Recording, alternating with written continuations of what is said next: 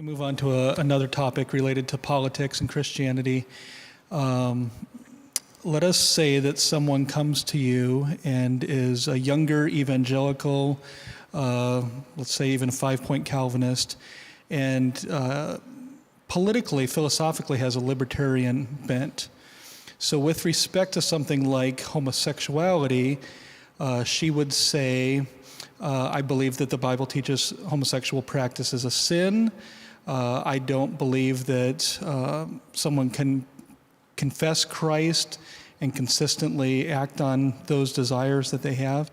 However, I don't think it's the proper place of the church to tell the government how to behave. In other words, this is something that relates to personal morality. I will never do it. I would never counsel anybody to do it. I would never tell anybody that it's okay to do, but that's distinct, and I therefore would vote for a candidate or support legislation that would make same-sex marriage legal. How would you respond to that kind of reasoning? After you. Again, I think that one has to distinguish, at the risk of complexifying again, one has to distinguish between saying this is a sin that I cannot support and that should be condemned, and saying this is a sin that I should punish by incarceration or something like that. It's one thing for a libertarian to say, I don't think that the government should punish those who are practicing homosexual conduct, and another thing to say, I think that a government therefore should issue marriage licenses for them. I think that marriage is so important an issue both on sociological, historical, and above all biblical revelatory grounds that it is worth opposing marriage as a legitimate characterization of homosexual union. I don't think that that's appropriate. I think that it is wrong. I think that it's wicked. I think it bears bad fruit in the long haul. I think the Bible's against it. And so on all of those sorts of fronts, I find it hard to support someone who approves homosexual marriage.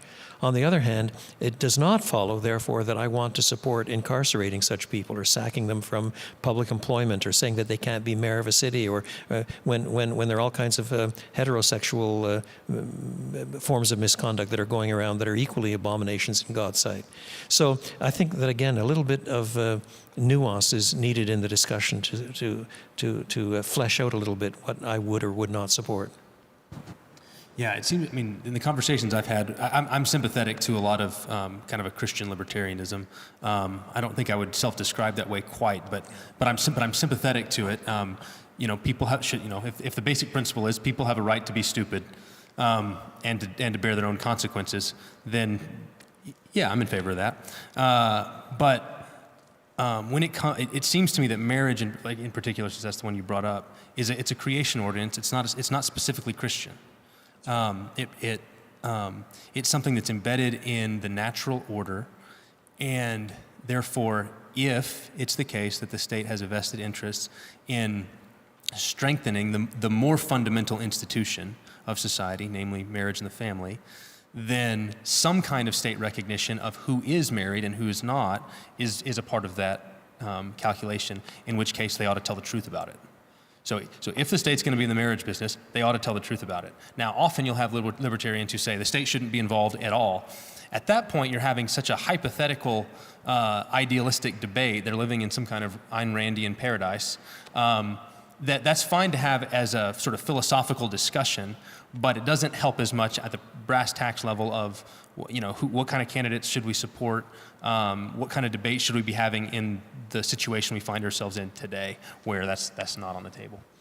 One way of getting at this question, I agree with that entirely. One way of getting at the question of what marriage is the little book called What is Marriage by Robert George, Ryan Anderson, and Sharif, whatever his name is.